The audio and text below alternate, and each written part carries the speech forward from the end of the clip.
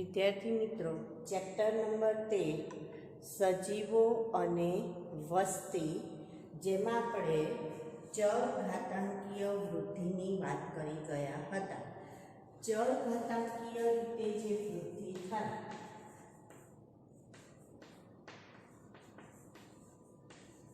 જેમાં આપણને જે આકારનો આલેખ મળે છે અને એનું જે સૂત્ર હતું એ હતું nt બરાબર n0 nt બરાબર n0 e⁻rt, જેમાં nt એટલે t સમયે જે વસ્તીની ગીચતા હોય તે, n0 એટલે શૂન્ય સમયે વસ્તીની ગીચતા, e એટલે લઘુગુણક તરીકે, t એટલે આપણે સમય મર્યાદા લઈએ છીએ અને r એટલે પ્રાકૃતિક વધારાનો આંતરિક દર. હવે આ જે ચર ઘાતાંકીય વૃદ્ધિ છે એમાં શું કહે છે કે આવી વૃદ્ધિમાં જે પણ સ્ત્રોત પ્રાપ્ત થતો હોય, પ્રાકૃતિક જે નિવાસસ્થાન હોય ત્યાં જે પણ સ્ત્રોત પ્રાપ્ત થતો હોય એ સ્ત્રોત કેવો હોય છે તો કે અમર્યાદિત સ્ત્રોત હોય. અને જ્યારે અમર્યાદિત સ્ત્રોત હોય એટલે કે એને વૃદ્ધિ કેવી થશે તો કે વધે જ રાખશે વૃદ્ધિ, અને સજીવોની સંખ્યામાં વધારો થતો જશે એટલે ગીચતા વધતી જશે. તો એનો આલેખ આપણને કેવો મળશે તો કે જે આકારનો આલેખ મળે છે. કેવો આકાર મળશે? જે આકાર મળે છે. તો કેમ આવું જે આકાર મળે છે? કારણ કે વસ્તીનું પ્રમાણ શું થઈ રાખે છે તો કે વસ્તીનું કદ વધે જ રાખે છે એટલે વૃદ્ધિ દર્શાવતો આલેખ બતાવે છે. બરાબર, શરૂઆતમાં ધીમી હોય અને પછી શું થાય છે તો કે વધારો જ થઈ રાખે છે, આવું બતાવે છે. ધારો કે આપણે એક ઉદાહરણ લઈએ કે હાથી જે છે, તો હાથીનો જે પ્રજનન સમય છે કે પ્રજનન કાળ એ બહુ ઓછો હોય, તેમ છતાં પણ એમ કંઈ જો આવું એને મળે, વૃદ્ધિ ધીમે ધીમે પામે છે એવું પ્રાણી છે, તો પણ ડાર્વિને એવું નોંધ્યું કે હાથી જે છે એ ધીમે ધીમે વૃદ્ધિ પામનારું પ્રાણી છે, તેમ છતાં જો એને અમર્યાદિત સ્ત્રોત પ્રાપ્ત થશે તો શું થશે તો કે એની વૃદ્ધિમાં વધારો થશે, એટલે કે વસ્તી ગીચતામાં વધારો થશે. બરાબર, વસ્તી ગીચતામાં વધારો થશે, આવી વાત છે. બરાબર, આ ચર ઘાતાંકીય વૃદ્ધિની વાત થઈ. ત્યાર પછી આવ્યું સંભાવ્ય વૃદ્ધિ. જો આપણી ચોપડીની અંદર એક સરસ ઉદાહરણ આપ્યું છે કે રાજા અને એનો જે મંત્રી હોય, બે જણા શતરંજની બાજી રમવા બેઠા. રાજા પેલા મંત્રીએ એક શરત રાખી કે જ્યારે આ શતરંજ કે જો હું જીતું તો તમારે જે એક એક ખાનું છે એના પ્રમાણે શતરંજના પાટ પર રહેલા અડધા ખાના ભરાવા, એટલે એમ કે જે 64 ખાના છે એ દરેક એક એક ખાનામાં આગળ વધતા જવાનું ને શું આપવાનું તો કે મને 2 ગણું અનાજ આપવાનું રહેશે. એટલે કે પ્રથમ ખાનામાં 1 દાણો, બીજા ખાનામાં 2, ત્રીજા ખાનામાં 3, ચોથા ખાનામાં 4, એવી રીતના મૂકતા જવાનું.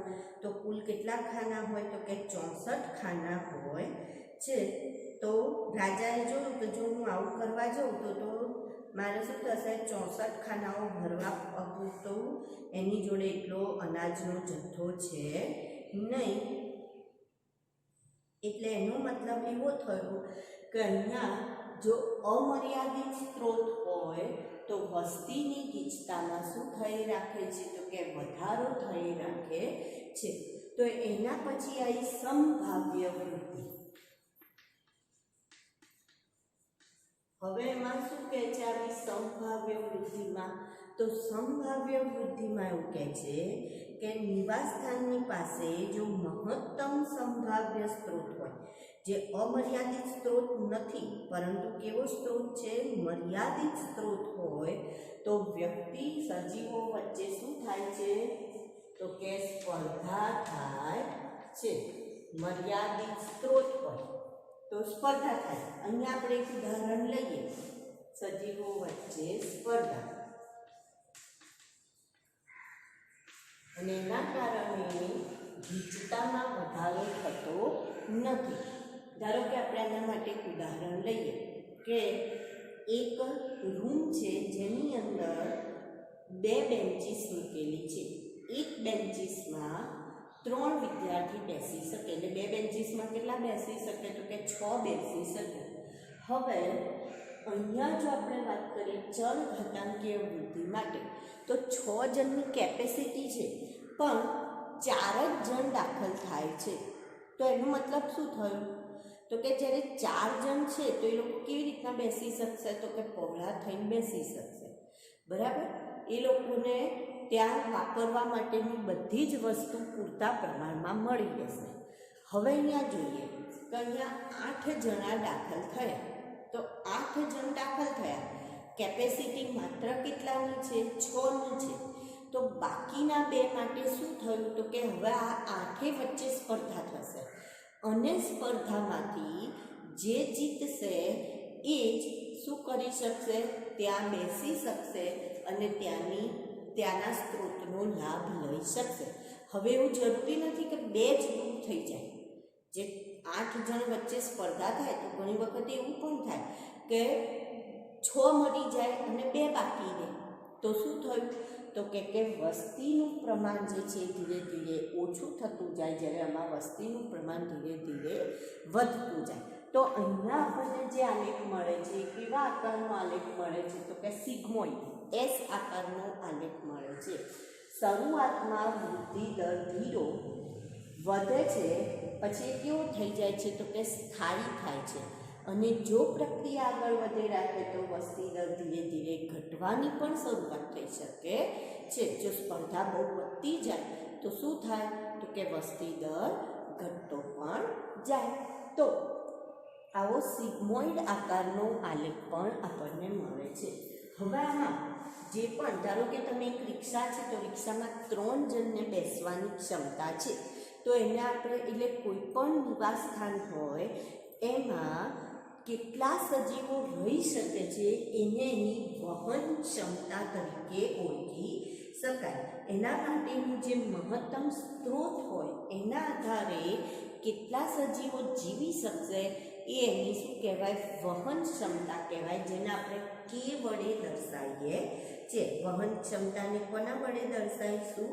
તો કે વડે દર્શાવવામાં આવે છે. તો એના માટે સૂત્ર છે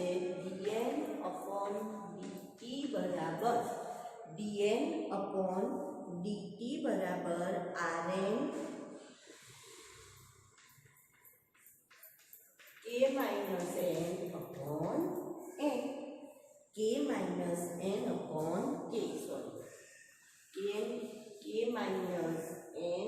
Rn k. તો અહીંયા આ શું છે? તો કે જે પેલો પ્રાકૃતિક આપણે વધારાનો આંતરિક દરની વાત કરીએ છીએ એ છે. સંકલન વિકલનની વાત કરીએ છીએ. n શું છે? તો કે વસ્તી ગીચતા. અને કે શું દર્શાવે છે? તો કે વહન ક્ષમતા દર્શાવે છે. સોરી. હવે આ જે વિહુષ્ટ પલ સંભાવ્ય વૃદ્ધિ આલેખ કહેવાય. વિહુષ્ટ પલ સંભાવ્ય વૃદ્ધિ આલેખ તરીકે આને ઓળખીએ છીએ. S આલેખ. શરૂઆતમાં દર ધીમો, પછી દર શું થાય છે? વધે છે, અને પછી કેવો થઈ ગયો? તો કે સ્થાયી થઈ જાય છે. કેવો થઈ જાય છે? સ્થાયી થઈ જાય છે. હવે આપણે વાત કરવાની છે વસ્તી આંતરક્રિયા. શેની વાત કરીશું? વસ્તી આંતરક્રિયા. તો વસ્તી આંતરક્રિયા એટલે શું? તો જ્યારે 2 સજીવો વચ્ચે વસ્તી આંતરક્રિયા, તો 2 સજીવો વચ્ચેની જે આંતરક્રિયા હોય, કે 2 જુદી જુદી જાતિના વસ્તીની આંતરક્રિયાને આપણે શું કહીશું? આંતરજાતીય આંતરક્રિયા તરીકે ઓળખી શકાય. હવે આમાં 2 જુદી જુદી જાતિ કીધી છે તો આપણે લઈએ જાતિ A, જાતિ B અને તેમની વચ્ચેની આંતરક્રિયાનું નામ આપવામાં આવે છે. આંતરક્રિયાનું નામ. બરાબર. સારું, તો હવે આની અંદર આપણે લઈએ અને સાથે સાથે હું એક મુદ્દો ઉમેરી દઉં છું, ઉદાહરણનો મુદ્દો ઉમેરી દઉં છું. બરાબર. સારું, તો હવે અહીંયા જો બંને જાતિને એ સંબંધમાં કોઈ સંબંધમાં બંધાય, આને આપણે લિવ ઇન રિલેશનશીપ કહીશું. લિવ ઇન રિલેશનશીપ જેમાં કાં તો બંનેને લાભ થતો હોય તો આપણે એને પ્લસ વડે દર્શાવીશું, કાં તો જો નુકસાન થતું હોય તો માઇનસ, અને જો કંઈ જ લાભ પણ ના થાય અને નુકસાન પણ ના થાય તો એને આપણે 0 વડે દર્શાવીશું. તો પહેલો સંબંધ છે સહોપકારિતા. સહોપકારિતા અથવા જેને સહજીવન તરીકે ઓળખવામાં આવે. સહોપકારિતા અથવા એને શેના તરીકે ઓળખીશું આપણે? સહજીવન. તો હવે આમ હું તમારી જોડે તમને પૂછીશ કે તમારે બોલવાનું છે કે શું આવશે? પ્લસ આવશે, માઇનસ આવશે, પ્લસ માઇનસ આવશે કે શું આવશે? તો આપણે પહેલું ઉદાહરણ લઈએ મૂળ ગંડિકાનું. પહેલું ઉદાહરણ મૂળ ગંડિકા. તો મૂળ ગંડિકામાં રાઇઝોબિયમ નામના બેક્ટેરિયા રહેતા હોય છે. તો આ રાઇઝોબિયમને રહેવા માટે શું મળ્યું? મૂળ ગંડિકાનું સ્થાન મળ્યું. એની સામે એ શું કરશે? તો કે વાતાવરણનું નાઇટ્રોજન જમીનમાં સ્થાપન કરશે, જે નાઇટ્રોજન વનસ્પતિ ઉપયોગમાં લઈ શકે. તો એનો મતલબ બેક્ટેરિયા અને વનસ્પતિ બંનેને શું થાય છે? લાભ થાય છે. બીજું જો આનું ઉદાહરણ લેવું હોય તો લાઇકેન લેવામાં આવે છે, જેમાં લીલ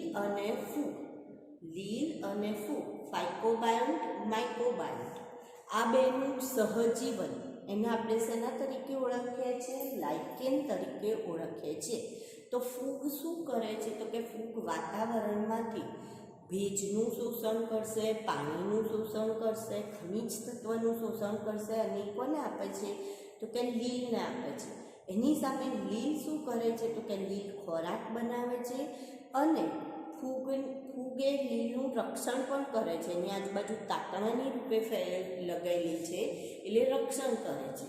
તો ફૂગ શું કરશે? તો કે ફૂગ આ રીતના એને લાભ આપે તો સામે લીલ શું કરશે? તો કે લીલ ખોરાક બનાવશે અને એ ખોરાક ફૂગને આપે છે એટલે ફૂગને પોષણ મળે છે. ત્રીજું છે હર્મિટ કરચલો, જે સમુદ્ર ફૂલ ઉપર રહે છે.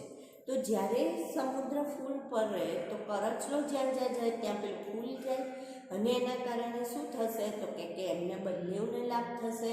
પેલાને જુદું જુદું ભક્ષણ મળી રહેશે અને એની સામે પેલા કરચલાને પેલું ફૂલ, સમુદ્ર ફૂલ એની ઉપર હોય છે એટલે એના કારણે રક્ષણ મળી રહે છે. બગલો અને અથવા કાગડો અને ભેંસ. તો કાગડા ઉપર ભેંસ ઉપર જે જીવાત હોય છે, જીવાત શું કરે છે? કોણ ખાઈ જાય છે? કાગડો. એના કારણે કાગડાને ખોરાક મળ્યો. ભેંસને શું થયું? તો પેલી જીવાતથી રક્ષણ મળે છે. તો આવા જે બધા ઉદાહરણ છે માઇકોરાઇઝા. માઇકોરાઇઝા એટલે શું? તો કે મૂળ અને ફૂગનું સહજીવન. મૂળ જે છે એની આજુબાજુ ફૂગ તાતણા સ્વરૂપે રહેલી હોય, જે મૂળને રક્ષણ આપવાનું કામ કરશે અને એની સામે ફૂગને રહેઠાણ અને પોષણ એ મૂળ આપશે, જેને માઇકોરાઇઝા કહે છે. તો આમાં બંને જાતિને શું થાય છે? લાભ થાય છે. તો બંનેમાં પ્લસ મૂકીશું કે પ્લસ માઇનસ? તો પ્લસ. Very good. બરાબર. તો આ શું થયું? સહજીવન થયું. હવે બીજું આવશે સ્પર્ધા. બીજું શું આવે છે? સ્પર્ધાની વાત આવે છે. તો સ્પર્ધા જ્યારે વાત આવે એમાં આપણે ઉદાહરણ લઈએ તો સ્ત્રોત ઓછો છે અને જ્યારે સ્ત્રોત ઓછો હોય છે તો કોઈ એક વસ્તુ માટે બે સજીવો વચ્ચે ઝઘડમઝઘડી થાય, જેને આપણે સ્પર્ધા તરીકે ઓળખીએ છીએ. જો તમને ખબર હોય તો કૂતરા હોય ને, કૂતરા એ લોકોને પણ જ્યારે સંવનન કાળ આવશે, શિયાળો આવે તો એમનો સંવનન કાળ કહેવાય. તો એ સમયે કઈ કૂતરી કયા કૂતરા સાથે સંવનન કરશે એના માટે બધા કૂતરાઓ વચ્ચે ફાઇટિંગ થાય અને એમાંથી જે જીતે એની સાથે સંવનન કરે. તો વિચાર કરો કે એમની વચ્ચે શું થયું, તો કે સ્પર્ધા થઈ. ક્યારેક સ્પર્ધા એટલી બધી હાનિકારક હોય છે કે સજીવનો જીવ પણ જઈ શકતો હોય છે. તો અહીંયા સ્પર્ધામાં કોઈને લાભ થતો નથી. ઉડતાની બંનેઓને શું થાય છે, તો કે નુકસાન થાય છે. બરાબર, સ્પર્ધામાં શું થશે, તો કે સ્પર્ધામાં બંનેઓને નુકસાન થશે. આની અંદર આપણે જો ઉદાહરણ લઈએ તો પહેલું ઉદાહરણ આપેલું છે કે ગેલોપેગસ ટાપુ પર એબિંગડમ કાચબો રહેતો હતો. બરાબર, ઉદાહરણ લઈએ હવે આનું.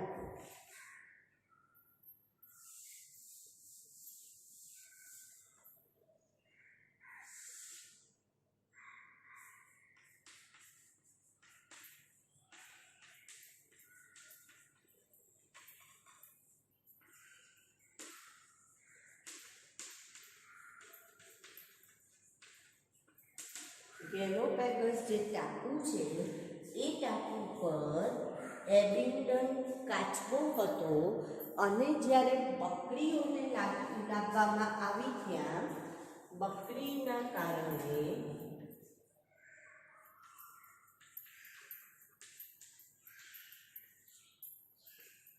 તે તો હવે આપણે જોઈએ વિદ્યાર્થી મિત્રો કે બકરીના કારણે જે લુપ્ત થઈ ગયા હતા ગેલોપેગસ ટાપુ પર, તો એ એબિંગડન કાચબો કેમ દૂર થઈ ગયો, કેમ લુપ્ત થઈ ગયો, તો કે એ જે કાચબો હતો એ તૃણાહારી હતો.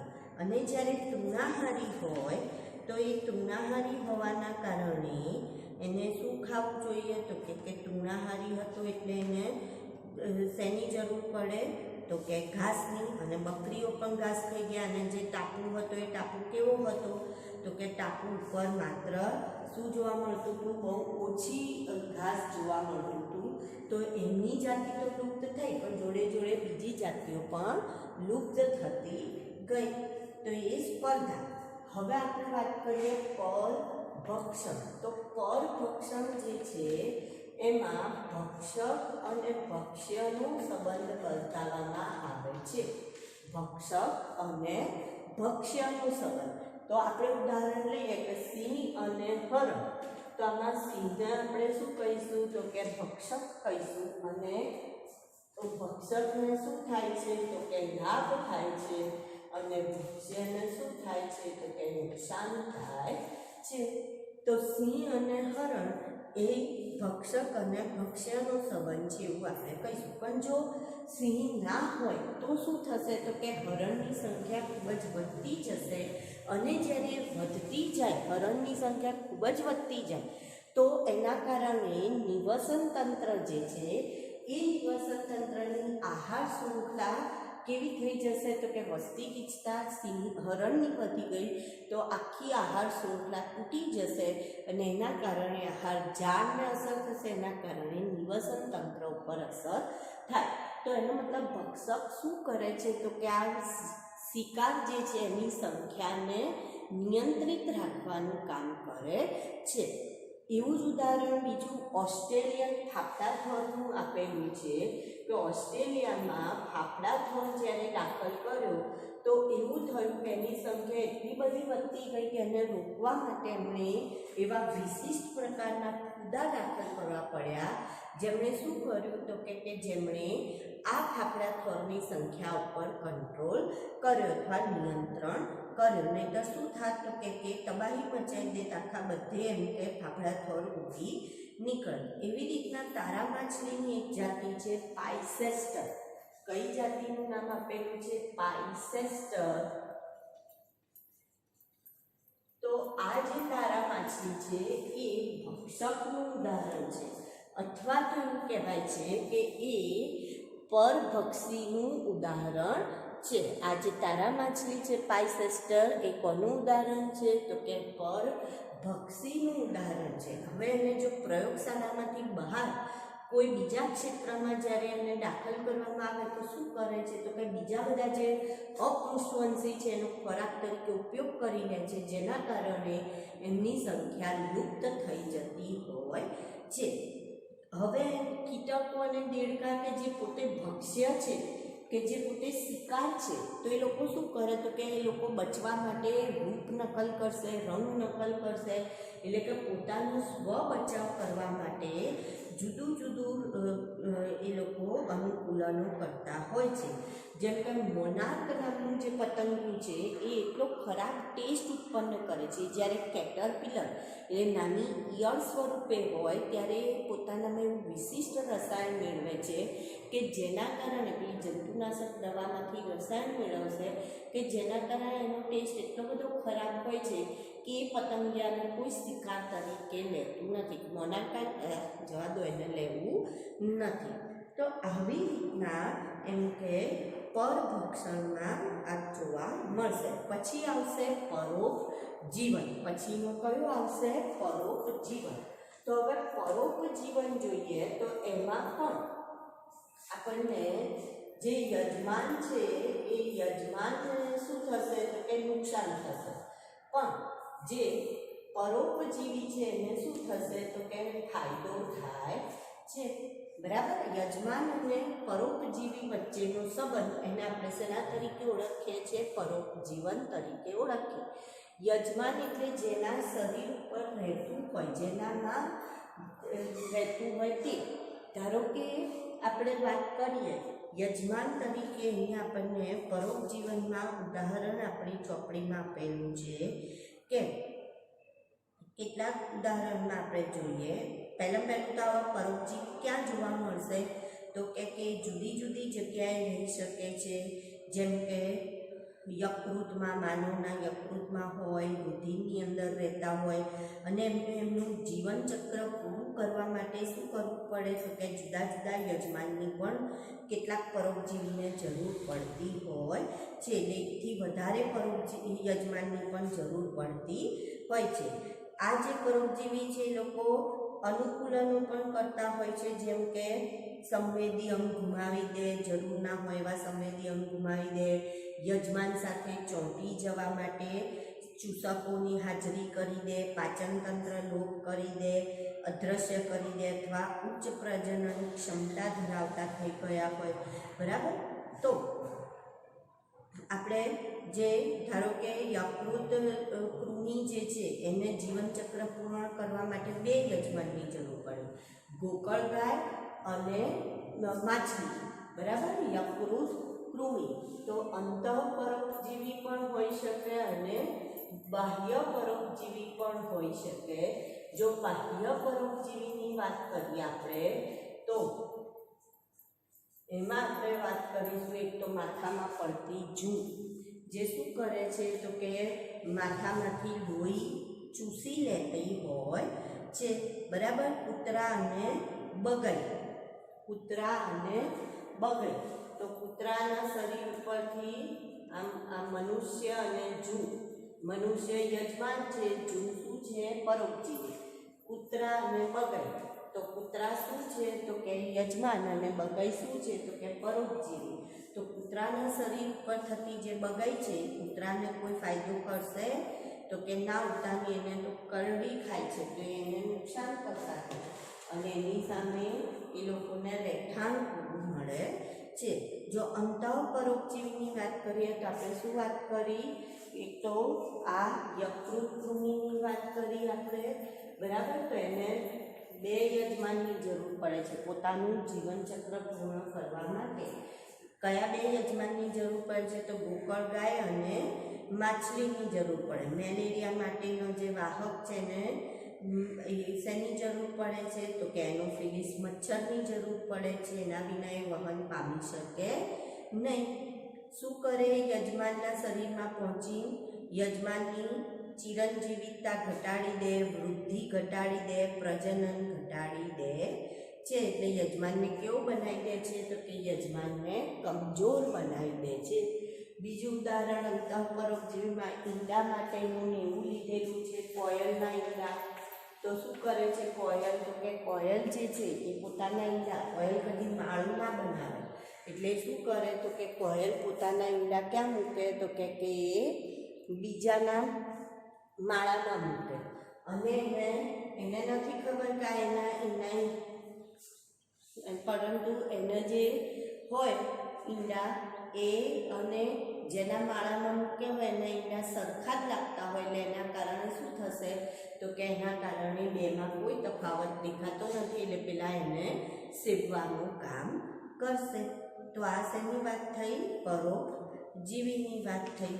પછી આવે છે પરોપજીવી, પછી આવે છે સહભોજિતા. સહભોજિતા જેમાં એકને લાભ થાય છે પણ બીજી જાતિને લાભ કે નુકસાન કશું થતું નથી. જેમાં આંબાની ડાળી પર પરરોહી તરીકે ઉગતી ઓર્કિડ.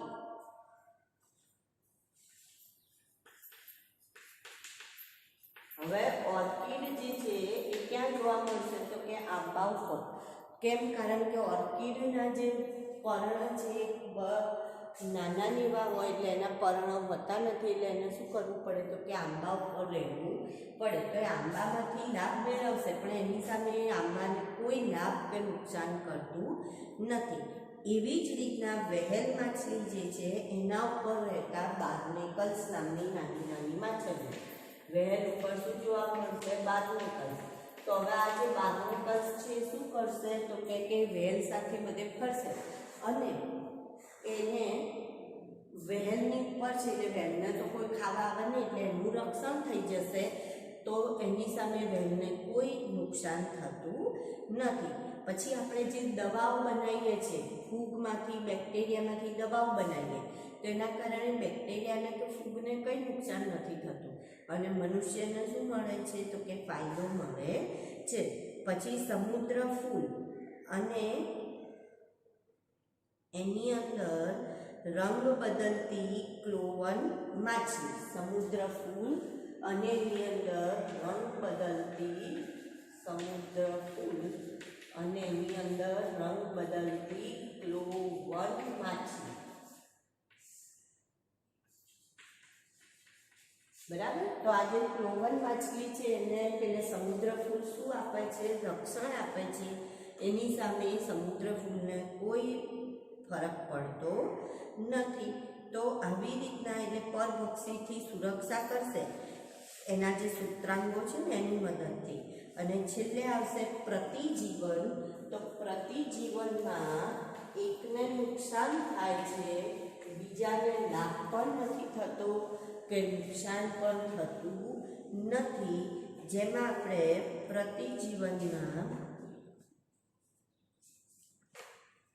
આપણને ઉદાહરણ બહુ આપેલા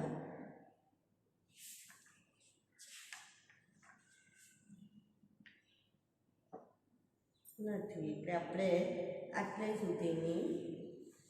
તો આપણે અહીંયા આંતરક્રિયાઓમાં જુદી જુદી આંતરક્રિયાઓની વાત કરી. જો પ્રતિજીવનને ઉદાહરણ લેવું હોય તો આપણે પેનિસિલિયમ ફૂગ અને ગ્રામ પોઝિટિવ બેક્ટેરિયાનું લઈ શકીએ. જે પેનિસિલિયમ ફૂગ છે એ પેનિસિલિયમ ફૂગ શું કરે છે તો કે આ પેનિસિલિયમ ફૂગ એ અને ગ્રામ પોઝિટિવ બેક્ટેરિયા. તો પોઝિટિવ બેક્ટેરિયા, તો આ જે ફૂગ છે એ ફૂગ પેનિસિલિયમ ફૂગ વિશિષ્ટ રસાયણનો સ્ત્રાવ કરશે, જેના કારણે એ ફૂગને તો કોઈ લાભ થવાનો નથી, પણ પેલા જે ગ્રામ પોઝિટિવ બેક્ટેરિયા છે એ બેક્ટેરિયાનું શું થાય છે તો કે નાશ થાય છે. તેનો મતલબ પેનિસિલિયમ ફૂગના કારણે ગ્રામ પોઝિટિવ બેક્ટેરિયા મરી ગયા તો ગ્રામ પોઝિટિવ બેક્ટેરિયાને શું થયું? નુકસાન થયું. ફૂગને કોઈ લાભ થતો નથી. તો એને આપણે શેના તરીકે ઓળખીએ છીએ? પ્રતિજીવન તરીકે ઓળખીએ છીએ.